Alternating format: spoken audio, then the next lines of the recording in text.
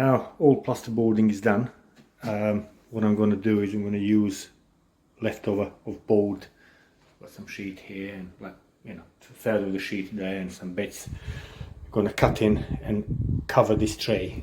So that's going to be my dampening mechanism when I work on off that tray, so I don't, if I drop something, I'm not going to damage it. Now once it's all boarded up, I'm going to clear up all the stuff I don't need here, and then we'll be scraping off walls, and anything that's loose on the walls will need to come off, including old plaster, paint, the lot. There are some stuff like in what's going to be shower room. This paint here is peeling off because when they painted it initially,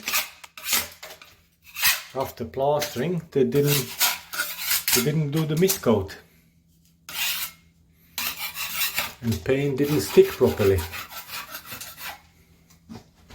So yeah, we'll need to do lots of scraping, tidying up, and then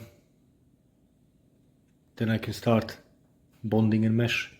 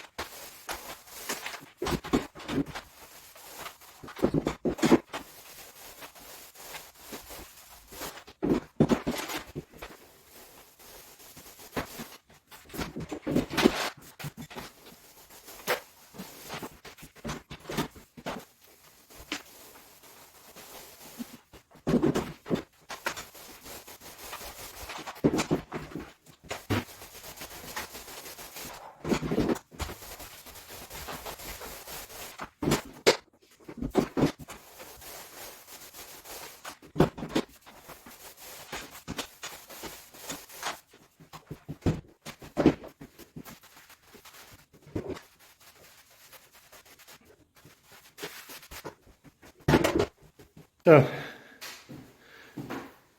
short lines, applied SBR to all bare brickwork. So I'm going to have a good adhesion of render to it. Also, last night I scraped off all the loose plaster. There was quite a lot of it, a little bit in this room. So you can see that's the new plaster, the pink stuff underneath. So I'm just gonna, well, I'm gonna skim that with multi-finish. That's gonna be fine. Peel the paint off this side here, because paint peeled really easy.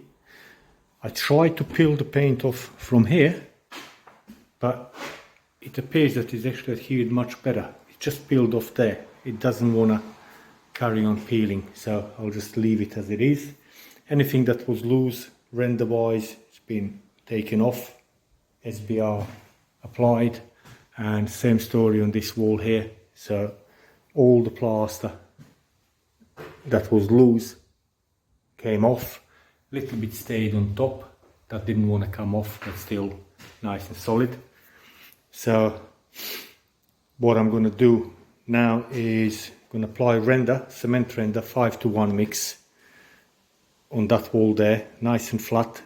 It's not going to be smooth, it's going to be flat because that's going to be tiled. So all I need is nice, flat, solid surface for tiling.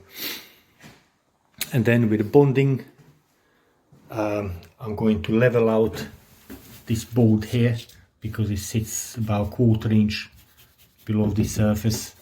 So I'm just going to level that out, and that's going to be ready then for tiling, because I'm going to tile the bottom half here and full height around the shower cubicle, and top there is going to be skimmed, plastered and painted. And then on this side here with the bonding, I'm going to backfill all the big holes around first, like all these chases and everything else. And once the big holes, like got a little bit there, a little bit there, a little bit there, a little bit everywhere, then going to apply bonding with mesh on that wall there. That wall there is solid. This wall here I replastered it about 7 or 8 years ago, a couple of years after we moved in, because there was another window there that used to be in a doorway to external staircase. So I took that window out, blocked it up, re-rendered and plastered that wall. And this window used to be bigger, and I made it slightly smaller so it works better with the room. So that wall was plastered and it's nice and flat and smooth. All it needs is good decorating. And just on this side here, I'm going to tape up that corner and then plaster probably from this window across into the corner. Light is playing up games. So plaster from the window corner into the corner and then across that wall, and that's going to be plastered. So I'm not going to plaster the whole room. That wall there is not going to be plastered. It doesn't need plastering. Yeah, so that's that. So I'm going to knock up some render that wall there. By that time this should dry off and be ready for bonding. 5:1 ratio of small bags would be 2 bags of sand, half bag cement. But you would need to have a big mixing tub, so you can go with 1 bag of sand and 1/4 bag cement. Now 1/4 bag cement is harder to judge, so it's not that crucial. It is a bit stronger, a little bit weaker. That's about 1/4 bag cement in there. And then I will mix it dry thoroughly so it's all homogenizes, so it's easier then to, when you apply water, easier to mix.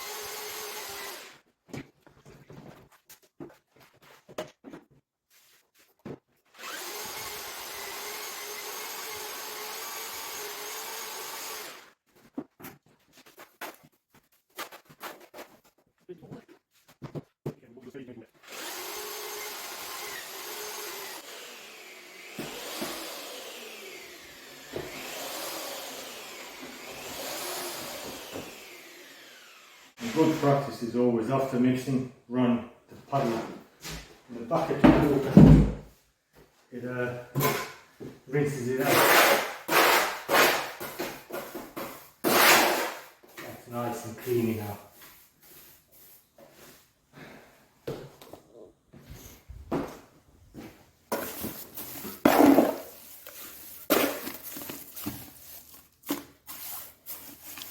Steamy and sticky.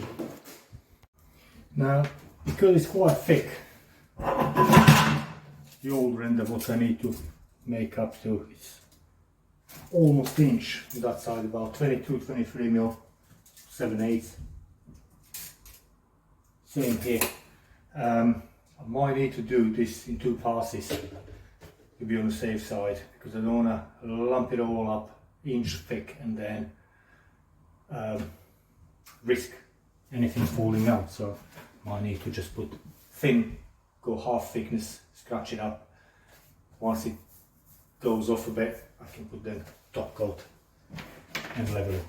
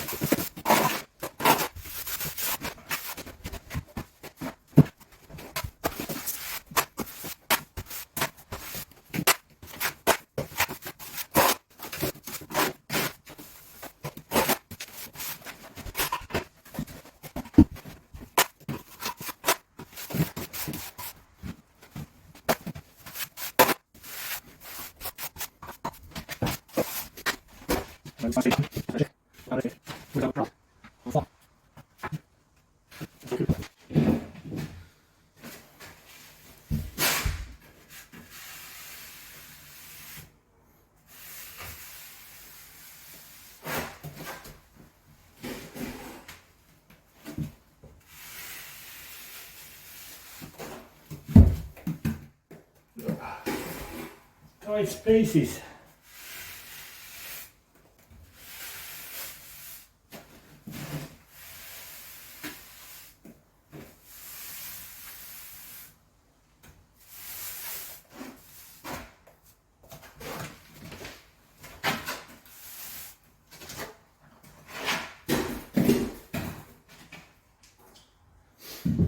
Right, I'm going to get my scratcher and scratch it all up.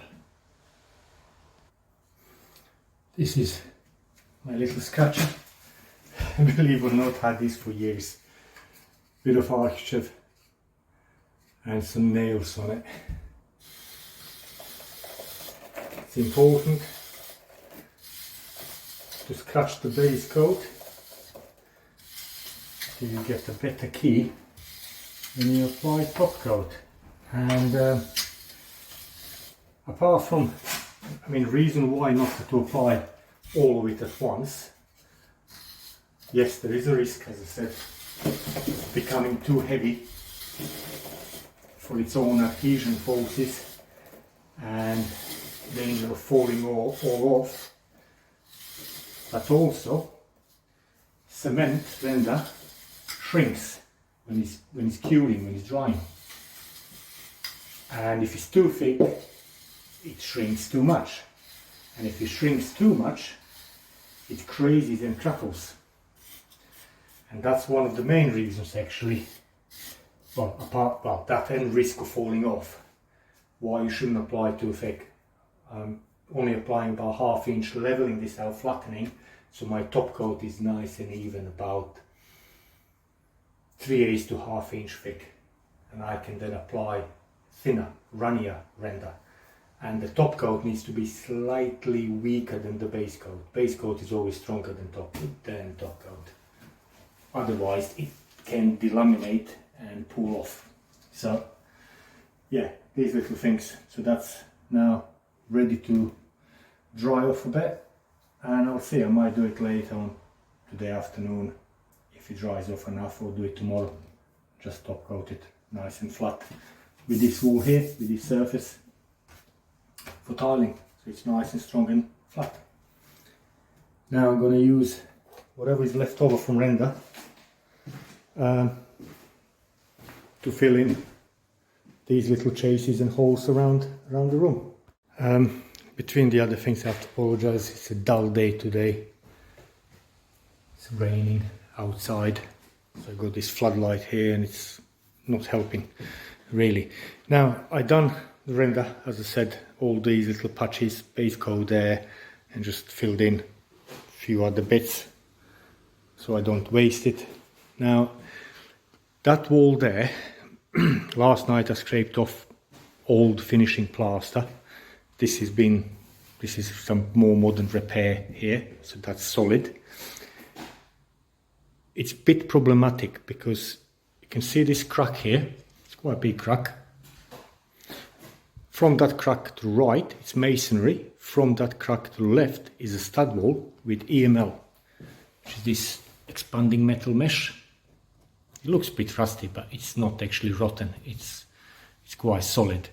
So we got solid surface and then semi-flexible surface. The lime render that has been applied on EML is nice and solid. It doesn't have any movement that I can feel. So what I'm going to do is I did SPR on it thoroughly. I pre-cut 3 sections, which is going to be enough to cover that area. It's about 3 meters, just under 3 meters. They're 1 meter wide, so with a bit of overlap it will be spot on. It's 160 gram render mesh. It's going to go from floor to the ceiling, from that corner all the way to the doorway, and I'm going to bond it with bonding, facial bonding, British gypsum, thinly over this area and level it out, so it's going to be ready for plastering. But before I apply mesh, I'll have to backfill these larger holes like all this around here. But I'm going to do that all in one go. So because that render there and everywhere around it's still a bit wet, I'm going to have a cup of tea, give it about half an hour break, and then I'm going to knock up some bonding.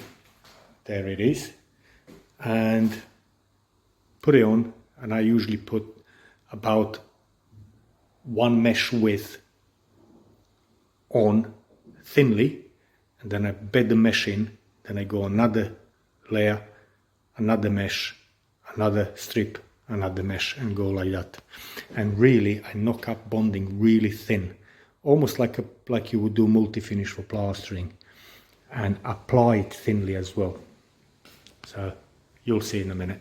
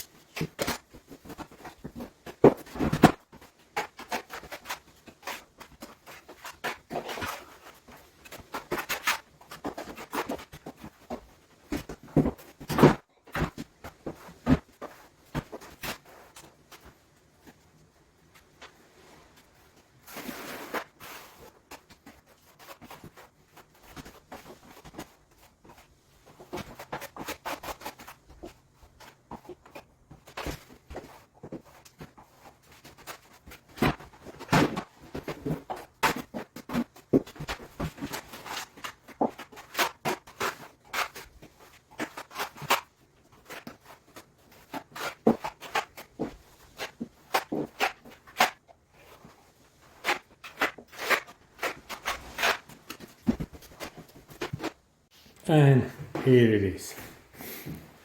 That's been meshed and leveled. It is flat, but it's not smooth. This is straight piece of wood. You can see it follows the existing wall. So if existing wall has got slight deviation or something, that will have it. It's literally 2 or 3 millimeters, 3 mil maybe thick. Goes over everything. We had that big crack here. That crack is gone, guaranteed. And also use a little bit there above the door and right hand side where it had a bit of curvature on the wall, and also there between all the new plaster where there was a step, flattened that out as well a little bit. So yeah, now clean the tools, pack up, and tomorrow after work I'm going to put another coat of render there. Come on, focus, there you go. Another coat of render, flatten it down, and you can start plastering. Ceilings first. I'll try to concentrate on the shower room first so that can have a time to dry for tiling. And that's it. That's how to get rid of problematic walls, cracks, transition between stud wall and masonry, all sorts. That's the job. Render mesh. It's a really thick gauge mesh, nice and strong. Just bond it on. So now to put finishing plaster on, I have to PVA that, let it dry, PVA, and then plaster goes on as on any other wall. And here it is, next day after work. That wall is nice and solid. Cracking is not coming through. That was somewhere here. There's no cracking. Wall is nice and flat. Don't know how much it can be seen on the camera, but anyway, just knocking up another. Come on, focus. There you go. Knocking up more sand cement to top up this render under the window. As you can see, it's pretty much dried. A few little damp blotches there, but that's all fine. Now second coat, make it nice and flat. It's just because it's evening and I'm having one floodlight. Lighting in this room is absolutely awful, but it will do. It will do.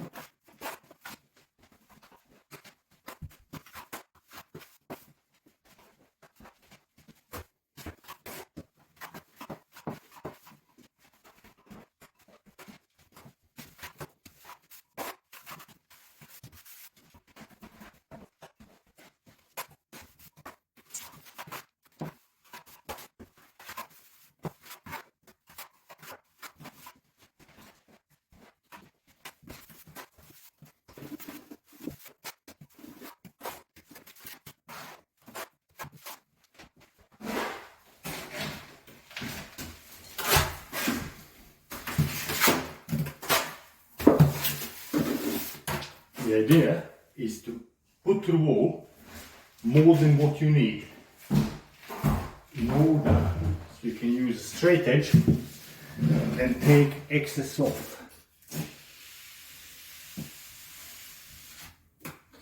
And you can use anything as a straight edge as long as it's straight and relatively solid.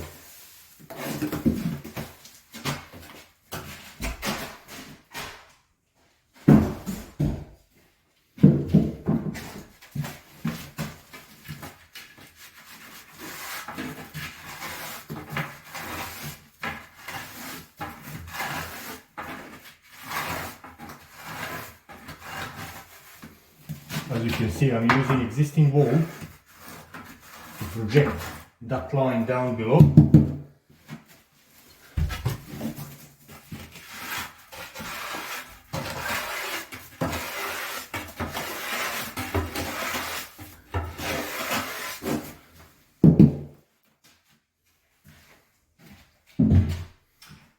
And then using them 2 points with this pattern,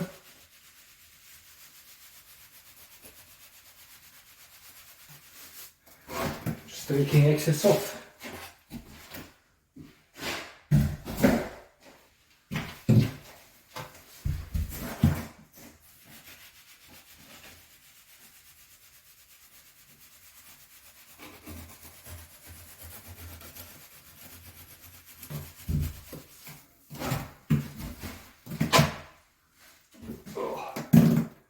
Hard to get it out of the room. It's hard to get it out of the room because this button is as long as the doorway. So it's hard. It's quite hard to squeeze it out.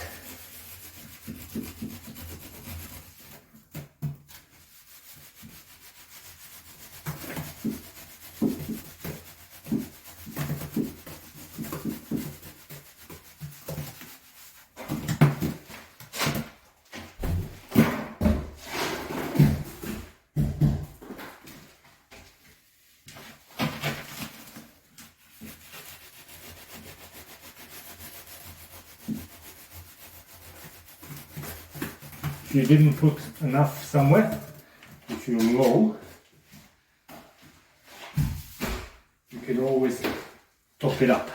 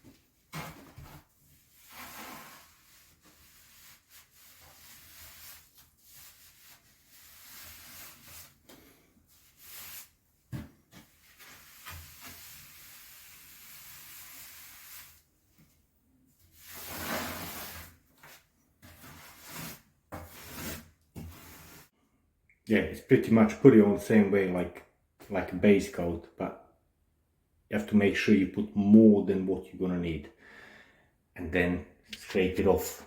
I use this shortish button, nice and straight, projected this wall down on that end, and then projected same that wall there on that end, and then use the longer button and just went between them two projections, and then like that bit of wall there and that bit of wall there, and just scraped it all nice and flat. And so this is now flat render. Okay, perfect for tiling. The surface is a bit pitted, you got little holes are not a problem, lumps a problem. So I have to make sure I clean the pipes and clean up around the pipes, so I don't get little lumps there, because any lumps will have to be dealt with hammer and bolster afterwards. And just make sure it's all clean and tidy. I'm gonna clean the edge of the shower. It's been protected, but I'll still clean it up. And literally just leave it for time for tiling. Because really, you know, finishing render, it does matter or every hole to be filled in, because when you start rubbing it, if it's not filled in, you'll have to fill it later. But for tiling, it doesn't matter as long as it's flat. So let me see if camera can pick that up. Probably not.